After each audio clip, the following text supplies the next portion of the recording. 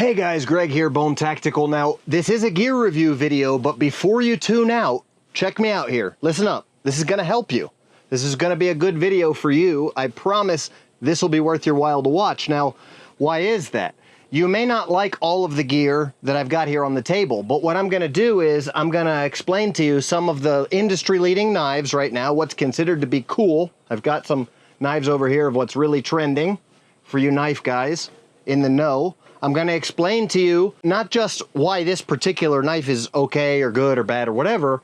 I'm not just going to teach about the knives in general, but I'm going to help you solve daily problems with gear. Okay, I'm going to talk about why you might want to have something as well. So it doesn't matter that I've got some top tactical flashlights here or hunting accessories or socks. Okay, they all have great impact on your life if you can take a couple tips from a guy who's been there and done that, learn some lessons the hard way, like getting blisters on 30-mile hikes up and back down Kings Peak in Utah, I think it's called. Got really bad blisters, stuff like that. So share with you some pro tips along the way, and then, you know, I'll talk to you also about why a great tactical flashlight, and I happen to have some of the best ones available, best bang for the buck right here on the table in front of me and around me.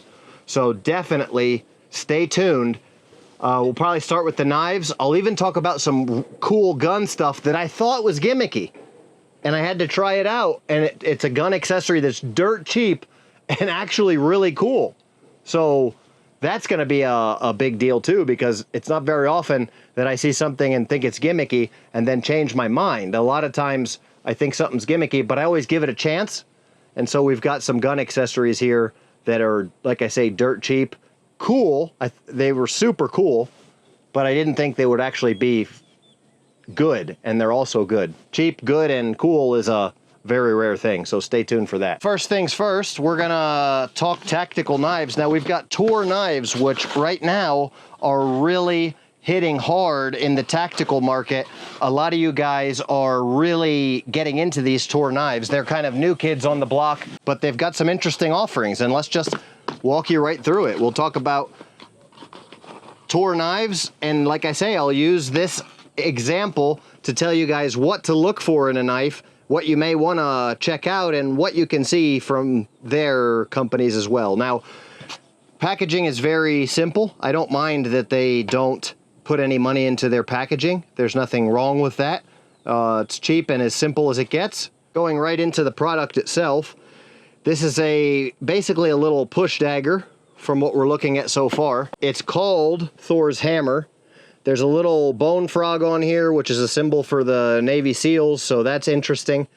The snap is a high quality pull the dot snap, which means only when you pull it this direction does it come undone. Very tough, very hard to get out, so it can be a positive or a negative. If you had to get this out in a hurry, you wouldn't be able to if it was snapped on there. Okay, so there's pros and cons. It would be, let's say, if I needed this to be jumpable, I would definitely want this on here if I was jumping out of an airplane. So we've got Navy SEAL, right? Potentially jumping out of an airplane, except there's one huge glaring problem. There's no reason that anybody would jump out of an airplane with one of these. Now, before I pull it out of the sheath, I am looking at some major issues with fit and finish, okay? So you definitely want to check out the type of Bolteron or Kydex that they're using. They're using the leather print here, but I would give it, on a scale of maybe 1 to 10, I would give it about a 3 at best for workmanship of the sheath itself. We've got very, very poor quality workmanship here. I'm only giving that to them because I like the guys over there, but we've got a really bad edge here, a burr hanging off, just very, very bad fit and finish of the sheath itself. So that tells me a lot of an unfinished sheath. Really just tells me that there's very little quality control at the company, that you know, potentially they've got some major issues. Maybe they're selling a lot because they're insta famous, and their production is lagging behind in the terms of quality. Their quality control has been sacrificed for raising production. Something, as a knife maker myself, I know very well that you've got to really fight to not let that happen. So what happens when you've got a very poorly made sheath? All of your accessories hang out. You've got sharp edges like this where I could cut myself, or if I'm carrying it, it's going to be poking on me, potentially, depending on how I'm carrying it. The rivets in some circumstances are actually bigger than the sheath itself right here, so you've got a rivet hanging off and then really uneven, okay, not a symmetrical form when it should be, and then completely unfinished. The edge of this has not even been done properly and then left completely unfinished, and then nobody noticed that at any point of the packing or any kind of point in the process. So really just a very bad look from there. I will pull this out of the sheath. Let's check retention real quick. Retention is good. It does clip in. Okay, it's very light retention, but no problem with this tool. It's actually not really great retention. So they got that right, the retention part. We've got just really, really, really bad quality work here on fit and finish. There's metal burrs all over it. Okay, so you can see this is machine made, and I will show you guys what an example of something that's a high quality. Okay, so this is going to be your production quality. This is going to be a lower end production quality. This is obviously CNC made because I can see all of the machining marks on here. There's been no attempt to clean off the tool marks. We've got on this edge here, you can see that there's another big, huge tool mark right along here. Just no attempt whatsoever to clean up the edges. Burrs all over it as well, metal burrs, still metal. Okay, so somebody actually had to look at this thing and say, okay, I'm not going to finish this. I'm just going to put it right into anodizing. I'm going to do the anodizing process. I don't care if it looks like junk. So that's, you know, production. It's production. Some issues that you have when you don't have good people working for you, maybe, or you know, maybe the people don't understand production quality or what should be done, you know, as far as production quality goes. Let's talk a little bit about use case scenario. All right, it is a little wobbly in the hand because of the size design. Okay, they thought it would be a good idea to make it to where it could be used in the middle knuckle or the first two knuckles. It's a bad idea as far as design goes. I will show you what's the world's most effective push dagger right here, and then we'll compare and contrast it to this guy here. So you do definitely want to look for a grip that's a strong grip and fills the hand correctly with an anatomical correct position. With this guy, you get this tiny little thing. There's just really no control. Still metal, still going to show up on metal detectors. So the handle design is really kind of poor just because it doesn't allow for any real grip. You're going to ask, what's the use case for this tool? Well, it is an impact weapon, so I'm going to be probably punching with it. If I'm going to be punching with it, I would definitely want it to be a little firmer in the hand, okay? You know, this is kind of halfway between stabbing, and if you want to make something small, it doesn't need to be so long for an impact weapon because it just needs to impact, okay? Could be maybe about to this point, bigger than it needs to be. If the idea is to have a very compact tool, this part doesn't need to be bigger. What they lost in this size right here, they could have had about, you know, 12 millimeters that they could have added to the handle for a much better tool overall, okay? But it is, you know, super insta-cool, tactical. It's got the Navy SEAL stamp on there, so some Navy SEAL signed off on this, and that just by itself makes it, you know, I'm sure it'll be a top seller and cool factor through the roof. I'll really quickly show you a couple things, just doing a compare and contrast of what you get for a full custom world's most effective push dagger here. So the difference being that this fits in your hand very solid. Okay, there's no wiggle whatsoever because of the proper design as far as being inside of my hand. Okay, it fills the hand correctly and it doesn't allow to have this back and forth wiggle room. Okay, very, very critical detail, crucial detail there. Another issue is if it's going to be stabbing, that it should be long enough to stab. This is both long enough to stab and slash. This is not an impact weapon, it's a cutting tool. So there you go. The sheath as well is a big deal. Okay, both of these sheaths are very good retention. Okay, this one is a much better carry option. You can just slip it in your belt or in your pants. It has 3/4 on center rivets, was what you want to look for, 3/4 on center here.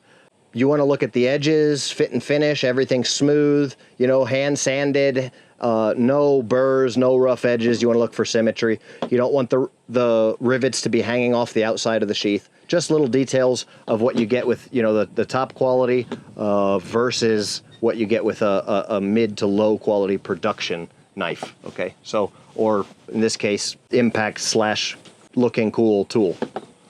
From there, we'll get into I think this is an actual knife, this next little guy here. So let's check this out, see what we got. Nope, this is the Marlin spike, I think is what, yeah, this is the Marlin spike. So let's analyze the Marlin spike here.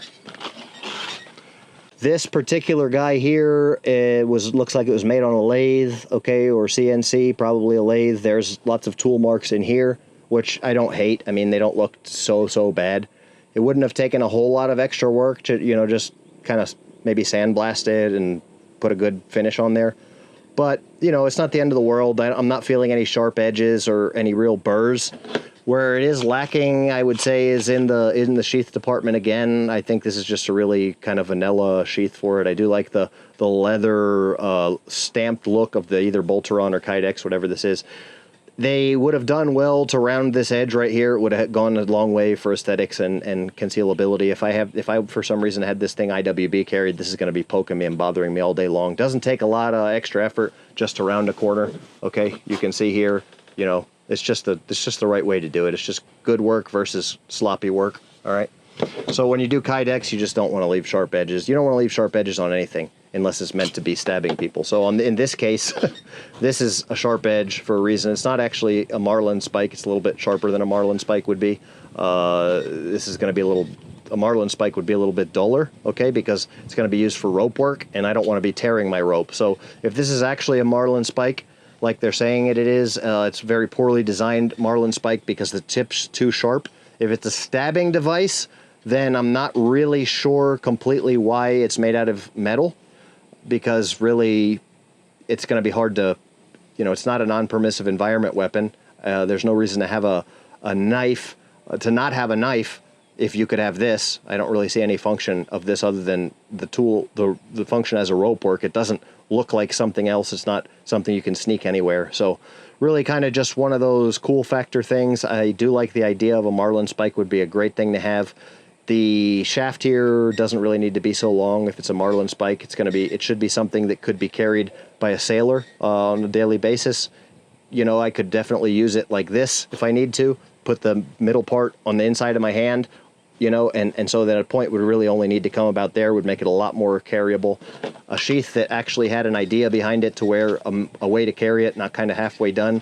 I would like to see, you know, either a double-sided sheath with a shorter tool that I could put belt loops on and have it OWB, which would actually be somebody working on a sailboat or doing rope work. Rock climber might carry. Otherwise, this is kind of just a tactical tool the way it is set up right now. But it is tactical, and you know, I'm no expert on the cool factor. These Tour Knives guys are absolutely legends at making stuff cool. So I need to be, while I'm making this video, of course they sent me this stuff and asked me to review it. But while I'm making this video, ooh, Karambit coming next, stay tuned.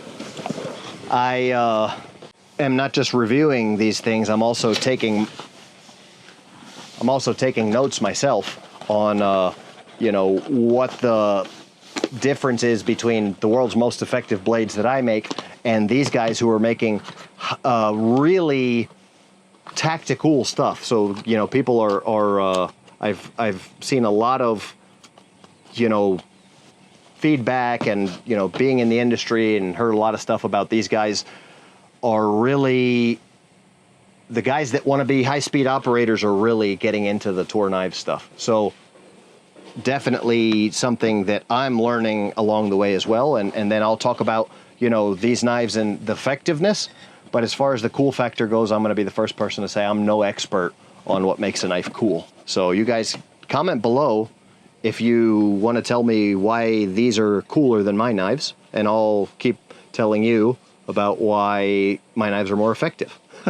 So we've got a karambit here, okay? A karambit is definitely a knife that is martial arts inspired, or should be. So the first few things I noticed right out of the box are there should be a cutout here in this section. This should not be straight, this area right here.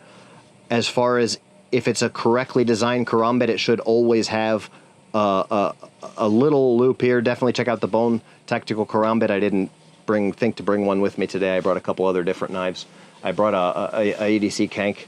You know, let me know if you guys want to see the EDC Kank. Might show it, might not. But anyway, this should have like a half moon here, and I'll show you why that is in a second. The material, this is probably G10, I guess. It's very grippy. It's very, very grippy micarta, which is good, but it's unnecessarily rough, and it really just hurts almost just to touch it. It's a lot of sharp edges. Okay, so the grippiness is good, but it's over the top. It's especially with a karambit where you have a finger hole retention. Okay, I would want to see a lot more chamfer on these edges right here, because just putting my finger in there, it hurts. The grip is very not ergonomic at all. The sheath looks great, as a matter of fact, on this one. The sheath looks very good. They actually finished the sheath in this case, and so I can't say anything bad at all about the sheath. There's some scratches and stuff on here, but that happens. I mean, you know, these have been nicked up and scratched, and there's damage to the sheath, but bigger shop like they do, and it's mostly machine made, not handmade, then maybe there's less of an excuse. I don't know. The retention is good. So in this case, the sheath is good. They do have some kind of a ninja felt inside the sheath, and that is so that the blade doesn't get scratched when they put it in and out. It doesn't help keep... It's a myth that it's not going to make noise. Okay, it's obviously still makes noise. So I don't put felt inside of my sheath. My knives are designed to be used. My knives are very tough. They don't get scratched putting them in and out of the sheath anyway, so I don't do that. They do have that in theirs. I'm not going to keep commenting on that. The sheath does look pretty good overall. I find it very interesting, though, that the knife doesn't come with any kind of a carry method. All of my knives come with a carry method, okay? They come ready to be carried, so you buy this expensive karambit from them, and if it comes in a box and it's not ready to have a carry option, like at least a simple belt clip, it's fine that you are going to swap it out if you want to swap it out for a different carry method, but it should, I think, at least have something. And let me double check that it doesn't. That's very strange. So no, it doesn't have anything at all. So that's just interesting. It comes with frog lube. The sharpness of the knife is, I would say, mediocre at best. A karambit should be really sharp because it's not an EDC tool. It was maybe when it was originally designed, but it's now a self-defense type carry weapon, let's be honest. So the cool thing about the karambit is you're supposed to be able to grip it this way. This one is just really poorly designed. My hand should fit in here and doesn't, so this is a karambit that's doubly poorly designed, okay? This is a karambit that's double poorly designed for two reasons. It doesn't fit well in the hand this way, so the sheath, this area is just very, very small. So you'd have to be either a tiny little girl to use this properly in this way, and then if I spin it the other way, as a karambit is primarily designed to be used, then there's the karambit double strike, which this is actually incredibly important, this hand position with a karambit, okay? And since it doesn't have that half moon right here that we talked about, that means that it flops. Okay, there's just no proper use control of this knife at all. It's completely uncontrollable and unusable as a karambit. Dangerous. So when I flip this back like this, since there's no way for me to control this properly, it could come back and just stab myself right here in my wrists, slice my wrists, and I could bleed out just because the karambit is a very poorly designed karambit. So cool factor, very high. Use factor, very low. That's the design. As far as the actual, they're doing a pretty good job with getting to the point where they're making, you know, good stuff. They've got the right components. They've got the right ideas. I think they're maybe 90% where they need to be to really make a usable knife. Okay, so I think they're very close. And I'd just like to say, you know, good job, guys, on what you're doing. You're doing a great job. Definitely don't take any of these videos the wrong way. I'm not bashing tour knives in any way. Hopefully you can take this as you know, a bit of constructive criticism from the industry leader in Effective Blades. And if you guys want some help, I'll help out however I can. I'm sure you know, they'll watch this video and we'll start seeing some changes. If they get this stuff worked out, these kinks worked out, then they're going to be a top competitor in the production knife scene. So hopefully I can help Tour Knives, fellow knife makers, to take it to the next level, and I'm sure they will. So definitely questions, comments below. I'll show you very quickly EDC Kank just because I have it here. It's going to be super quick. Boom. EDC Kank. Beautiful, beautiful, beautiful. Check out the website if you want to learn why. This is one of the most effective EDC daily carry knives in the world. All right, everybody wants to see the gun stuff. Now, before you guys beat me up over this, there's a round in the chamber. You probably can notice that. All right. For safety reasons, I know where I'm pointing this right now, okay? And I'm being very careful, but I'm also in a location where I might have to use my pistol during this video. So you guys know a little bit. You probably could put A and B together, 2 and 2 together, and know that we talked about just over there, somebody was kidnapped and murdered just the other day. This is not a game here, so I do have to have a round in the chamber. I'm not gonna take it out. Beat me up in the comments if you want to. Anyway, check this out here. I've had this on for about a month now. This is a gun skin, is what it's called. It's a gun skin. This is a Deadpool one. It says maximum effort over here, and I just thought, man, imagine getting shot with Deadpool's gun. It would just suck, would just double suck. Very carefully gonna put that back in my holster. And gun skins, I thought it was a gimmick. This is a multicam one, and they're cheap, and why are they cool? Now, they're cool because my gun was rusting because it's so hot here where I'm at, and I work for a living, and so I sweat profusely every single day. And doesn't matter, you know, I'm a man that works for a living, and I sweat, so carrying a firearm, it gets wet every single day, and it rusts. This has helped that tremendously. So it just adds a little bit of barrier in there, and I thought it was gimmicky and it wouldn't stick well, but it does stick well, and for the price, I just think it's cool. And like I said, the Deadpool one just surprised me. Now, I'm not going to put the part on the frame of the Glock because it's a polymer frame, and that is tactical, but it really surprised me how just easy it was.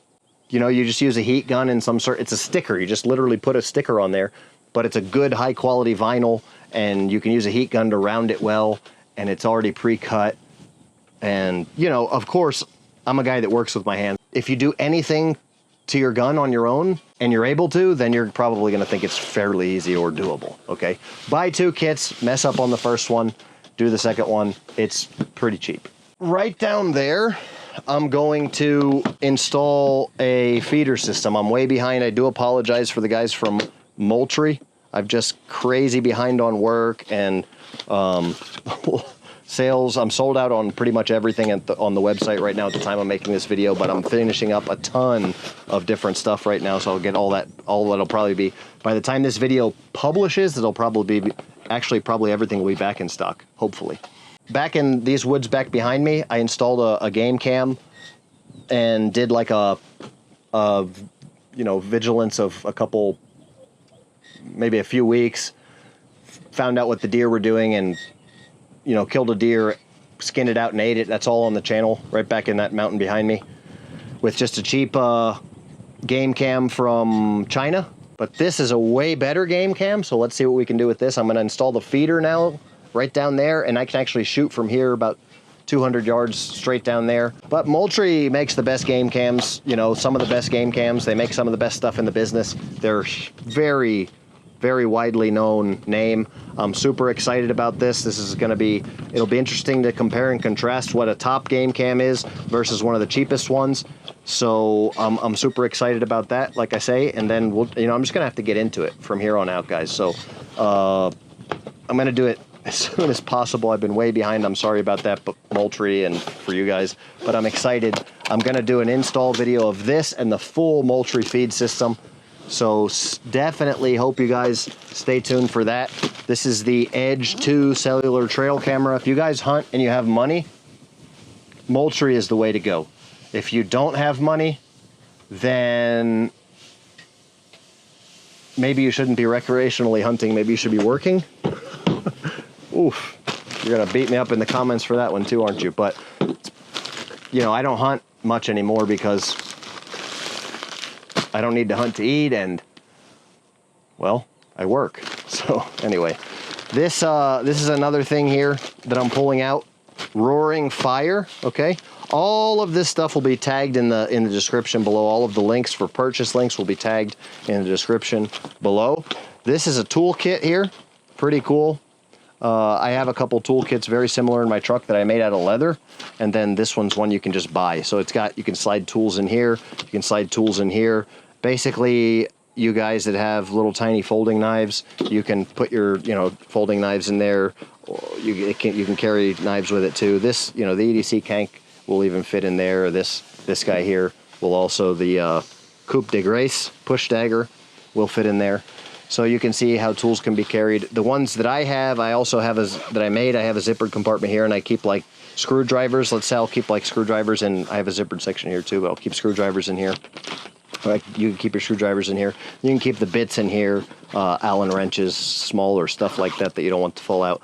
So pretty cool. Roaring Fire, I've tested a lot of their stuff actually, and it's all pretty decent stuff, and it's all good stuff for the price. So what you get what you pay for, but with Roaring Fire, they do a good job. You've got nice fit and finish, nice heavy-duty canvas materials, little leather accents. This is like actually like a titanium or something buckle or aircraft aluminum, and so that's really cool. Why? Because these plastic buckles, they break all the time with UV damage and stuff like that, so I'm really liking, that's a huge upgrade. Really actual legit nylon. So this is cheap Chinese, but it's quality also. So definitely nice to see a good combination of cheap Chinese and quality. Okay, so we've got a plethora of flashlights here. So let's check out all these flashlights. Now there, like I say, there's a plethora of flashlights here. Oh, we've got Olight. We've got Votatu, has this accessory, firearm accessory. We've got Olight, Nightcore, some accessories from Olight for their stuff. This big bad boy I'm super excited about from Olight. URF lamp. And this thing came in from somewhere, whatever it is. I asked them to send me something different, and they send me this, so you're going to get 10 seconds on this little thing here.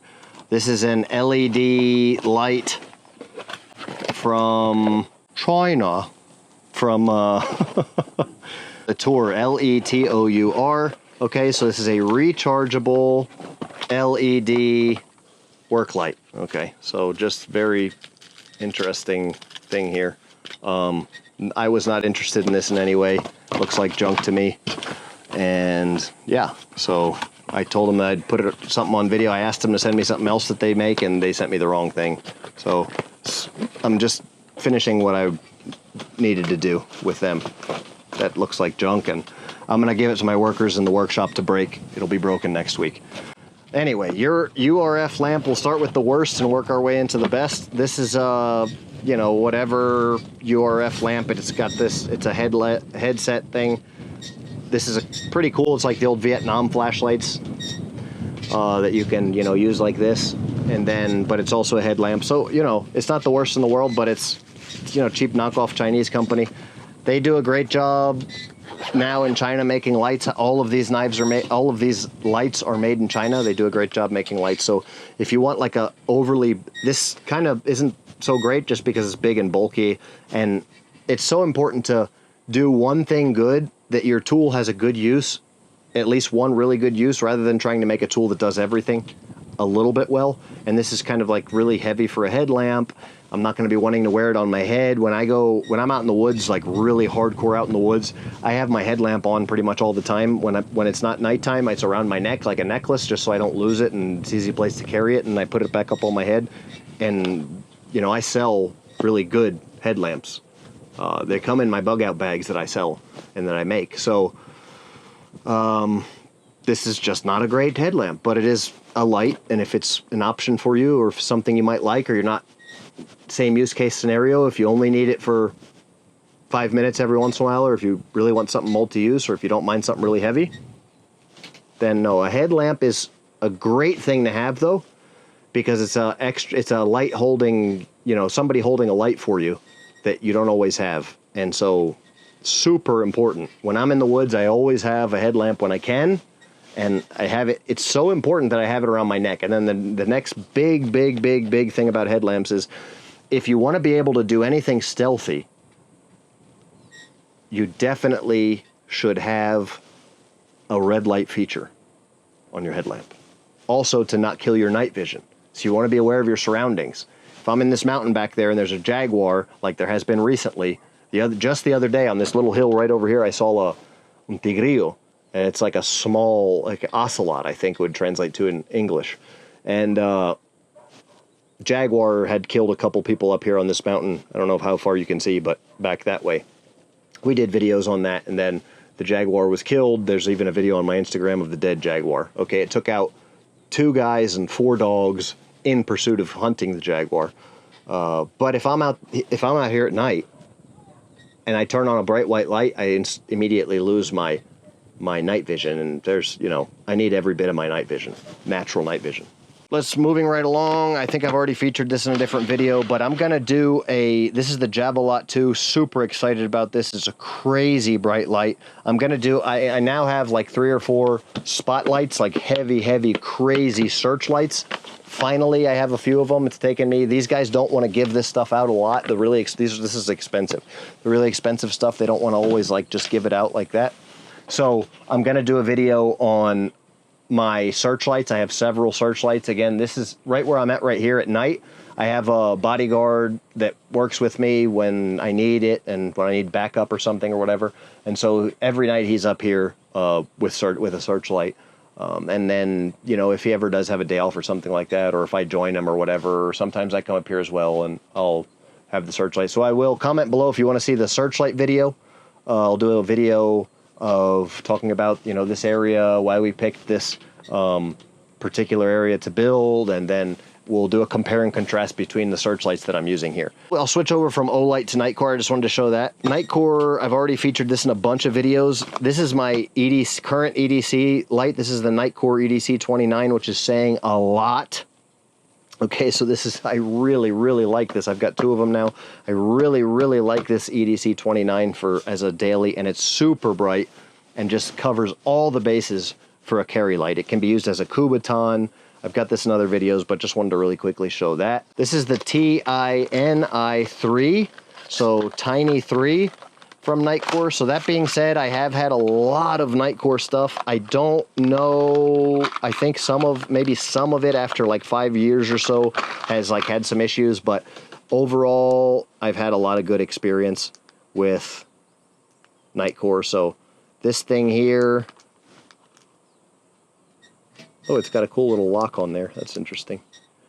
This is a keychain flashlight, so that's something, if you guys don't mind having bulk on your keychains, a flashlight is important. Why is a flashlight important? Okay, I have a firearm. Do you guys carry a firearm?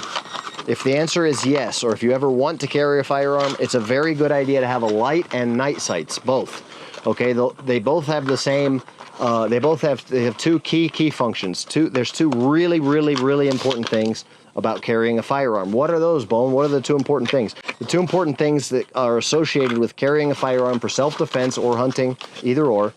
If you're going to carry a firearm and you plan on using it, you want to have 2 things that you can get right. Target recognition and hitting your target. So number 1, the night sights at night are for hitting your target, right? The flashlight is for target recognition.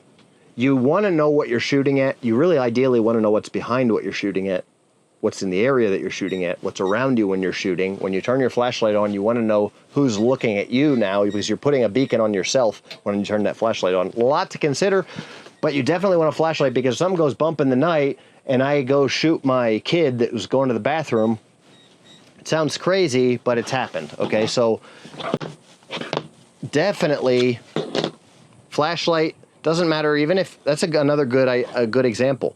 Another good example is, it doesn't even, look how sharp this knife is. Look at that, it's like a scalpel. I just cut this without even barely touching. I can cut this really thin plastic and then just remove it perfectly. Oh wait, it's a Bone tactical knife. Huh. Well, never mind.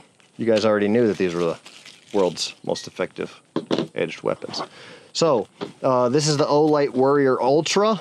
So if you do have a firearm next to your bed, things go bump in the night, you definitely want a flashlight, right? So one of those might be that EDC 29 from Nightcore. The Olight as well, they're pretty decent. As far as the Chinese stuff goes, Olight does a good job. They have a beautiful fit and finish. Olight, I have a Olight next to my bed. I have a couple of Olights, pretty much all my beds and all my different places that I live, I have an Olight charging. The thing that I like about Olight the best is they have this magnetic charging thing. So I always have a magnet thing that, like, I always have the Olight magnet thing, which let me figure out where I can put this trash so it doesn't blow away. Hold on.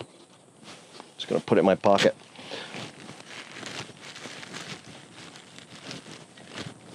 So I always have them hanging, and then the magnet is a little thing that just sticks on there, and it has they usually come with a rack, and then you just grab it and it's ready to be used. This is a great size for Kubaton. You always want to look for that for a carry light, that it can be used as a Kubaton. Okay, sticks out both sides of the hand, fills the hand like a roll of quarters. That's another secondary great use case. You want to look at the clip. Is it strong? Is it going to pop off? Okay, it's strong. It's not going to pop off. It has double use here and the other way. Great clip. You want to look at the clip. You want to look like it, so it's not going to easily be triggered. You always want rechargeable, because you don't want to have to be putting batteries in. It's modern technology now, guys. There's no reason to have a flashlight you know, if you still have a mag light, get rid of it. Okay, so they have these, you know, magnetic charging things. So it's really cool. You don't even have to plug it in. You just touch it to it. It's its own charging system. So it's one of the great things about Olight. You know, even if you just have it next to your bed and it's charging all the time, have one in your vehicle. I have one in my vehicles. I have one in my next to my bed. I always have these, you know, flashlights in different locations, charging, ready to go. For target recognition. Did you guys hear me? Target recognition. I want to have a flashlight so that I can tell what I'm shooting at before I shoot, and then I want to have night sights, or you know how to use my firearm very, very, very well. Maybe I have an O sight on there. Boom. Olight O sight, pretty cool. I like that it has this little protective cover thing. It's also like a, oh no, excuse me. I think this is a charging bay. So cool. And then, you know, Olight's throwing their hat in the ring for O sight now. I'm gonna have to test this out. I'll get into that in future videos. Target recognition, and then be able to hit your target, guys. Are you tracking? Let me know. Questions and comments below. Let me know in the comments section below if you're tracking, if I'm right, if I'm wrong. Tell me, Bone, you have no idea what you're talking about. I'm an expert. You're not. You shouldn't be reviewing this stuff. I should be reviewing this stuff. There's crazy that they send you all this stuff because I'm the expert. Start a channel. I'll help you, and I'll comment on your videos, and I'll tell you that you have a great haircut if you are not as good as you think you are at making videos. I'll still compliment you, and I'll tell you that you have a great haircut. So I'll find something good to comment about on your video. All right, I'm not the type of guy that goes around hating on people. Maybe we could all learn a little something from that. Who knows? This is beautiful, actually. This is the O clip. I think it's really cool. I think some dads might like this, for dad type guys, some boomers. Maybe I'm a boomer. Comment below if I'm a boomer. To clip on their hat bill or something, although it would be, I guess it would kind of work. It would shine in your face if you clipped it on your hat bill. But the fit and finish on this thing is nice. You know, this is a Chinese production thing here, and you know, Tor Knives could really learn a thing or two from Olight, because this is American made, and this is you know, veteran owned and operated, and you know, this is supposedly American manufacturing, and then we've got this Chinese special over here, and it has a beautiful fit and finish, not a burr in sight, the same type material, just absolutely. They didn't just go over the top to do just an amazing, beautiful job. They did jimping in the right places, and everything has a beautiful chamfer, and it just looks good. The color is interesting and cool, and the engraving is great. And then you got this guy over here that's American made, and what the heck? This is just sharp edges and tool marks and burrs, and what the heck? And just, you know, machine marks all over it. What the heck happened to American manufacturing, guys? What happened? Where did we go wrong? It's dead. It's gone. There's no more American manufacturing. Dang. Detroit is a crap hole. Okay, let's be honest. It's falling apart. Why? Because we can't manufacture anymore as Americans. It's just sad. What the heck happened to America? Anyway, let me get off of my horse here and ride off into the sunset, because, you know, I'm an American manufacturer, and last of a dying breed, but you know, hey, got to give credit where credit's due. Olight, you do a heck of a job on making beautiful flashlights. You have defeated the American. We've lost before we've begun the war with China. Anyway, so this is the Votatu. Very sad, but this is a Votatu. It's a laser and a flashlight all in one. It's, you know, interesting. It's got the same type Olight, you know, charging thing here. I'm not this level of tactical, guys. I'm a old school tactical. I'm a good old boy tactical. You know, the stuff I have done overseas and in foreign countries has been with limited, let me just be completely honest, limited gear and equipment. I never found the need to put a laser on any firearm that I've ever had. It's just not something I've got a ton of experience with. This looks tactical to me. It looks unnecessary to me. You're talking to a guy, you know, I analyzed this Olight here. It's this O-sight. It's so popular. If you guys, I would say get an O-sight, okay? But I would say, first of all, learn, you know, it's just, I have a Trigicon on one of my pistols. I don't like it at all. I would say learn how to use your pistol first, learn how to shoot it first, but I'm an iron sight guy. I'm an old school iron sight guy. Why? Because I don't have to worry about iron sights. Because that's an ability that I have. I don't have to worry about whether my sight's going to turn on or line up or work or get broken. So, you know, there's a lot to be said for that. Sure, it takes a lot more training, a lot more experience to be able to shoot 300 yards with an iron sight. But once you have that, you've got it. And you're not going to lose it, you know, on the field of battle, in the thick of it, let's say. So these are a bunch of Olight accessories. This is a base and some screws and extended height base for that sight thing. So there are lots of accessories that you can get for that. I've got more cool stuff coming, so don't tune away yet. But I am going to talk about some socks. Now, why are socks important? Okay, health is important, guys. It's important to get out and do something, exercise, do something with your life, do something, get off the couch. But once you start getting involved with training and being prepared for life and learning how to work out and finding workouts that you enjoy and everything like that, it's a J curve, guys. Health is a J curve. So just do something, get off the couch, and you'll get the lion's share of the benefit just doing something. So do something, guys. Then it's a whole lot better to get into cool socks that are comfortable for your feet than it is to get into, you know, cool beers or going out on Saturday night with your buddies or whatever the heck the most famous rapper or whatever pop culture music artist is doing at the time. So jock socks, they're very thin, a little slippery and smooth. They're not like my favorite sock in the world, but they're high quality. And I would maybe like them to be a little bit thicker. I think this one, some of their designs might be a little bit thicker, but they do look really cool and interesting. This one in particular has like a massaging bottom. This is the Energy, okay? So they're Alpha Pro, Evolution, Super Light.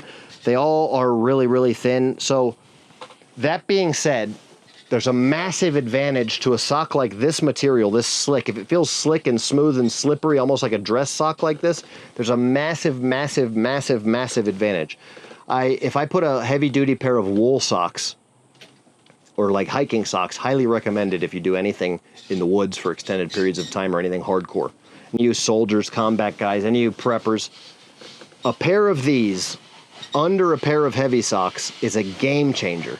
Absolute game changer. It will keep you from getting blisters 9 times out of 10, just because there's that, instead of rubbing your skin inside the boot, those two socks will slip against each other. Just massive pro tip. And then so it turns having a sock like this, if you don't have dress socks, having a sock like this, or even if you do have dress socks, this is a high quality, well-made sock.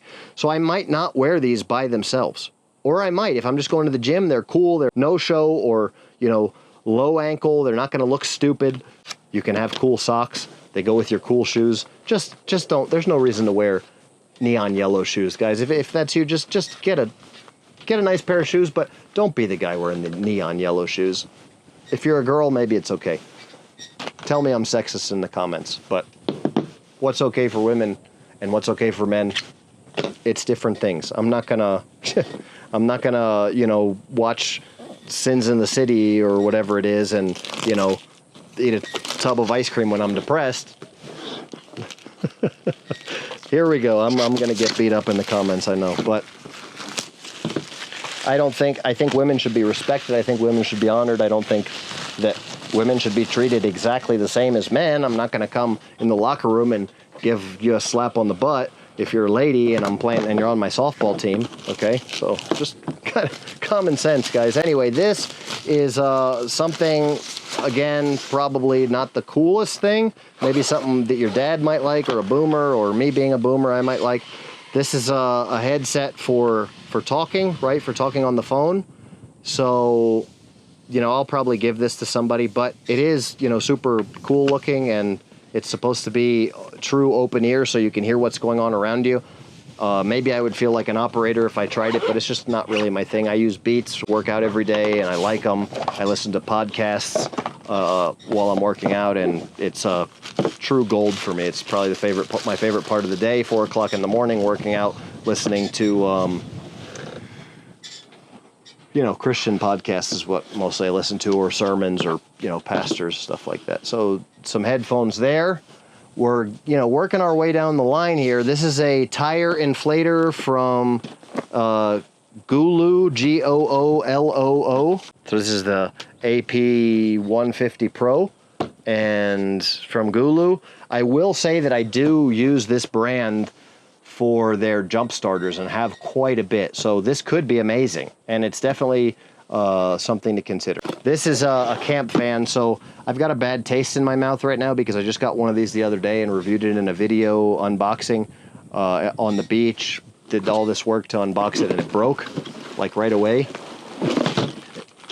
because I was using it for when the power went out, so I wouldn't have to get up and turn this one's a solar one, so it has a solar panel, but I've just got a bad taste in my mouth, and I'm only gonna unbox this on the video, and I'm gonna say now I'm gonna have to use it and test it, because the other one it literally just burned out, and I don't have time to take it apart and see where you know, what burnt up. Probably the electric motor inside just burnt up, or who knows, it just does nothing. You plug it in, it does nothing. So some electrical component burnt up on the inside of it, and that really stinks, and now I've kind of lost all confidence with Chinese fans. So I'm not gonna promote that camping fan. What I do have a ton of experience with, however, though, is Lumery fans. I have 3 of these installed in different locations in bedrooms where I sleep, and I recommend them to all my friends as well. So I even bought one myself. They sent me 2, and I even bought one myself. So this is the 4th one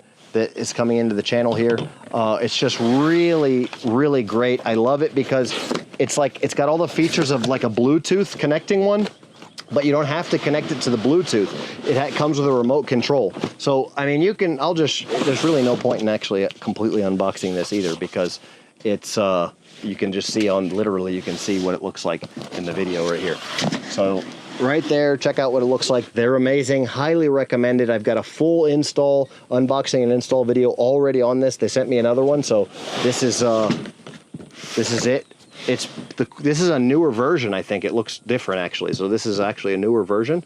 And this is the coolest ceiling fan I've ever seen. It's got it's got 6 speeds, 25 watts. It's got 4,500 lumen. The light is adjustable. It's super bright. You can change the color. It's got a feature that can change like to the music. It can do the beat to the music. I almost every night now I put on the red light on here just to leave it on red to wind down. I don't want a bright light, but maybe I want to have a little bit of light before I actually go to sleep. I'm watching, you know, a YouTube video on my phone, which you shouldn't do. Don't watch videos in bed. Only use your bed, guys, if you're married, for sex, and if you're not married, only for sleep. So sex and sleep if you're married, only for sleep if you're not married, and that's the only thing you should use your bed for. That's a pro tip from a scientific standpoint of how to not have sleeping issues and how to have more energy in the daytime. Don't use your bed to watch TV. That's it, guys. That's all of the stuff on the table here. Thanks for watching. I really hope you enjoyed this video.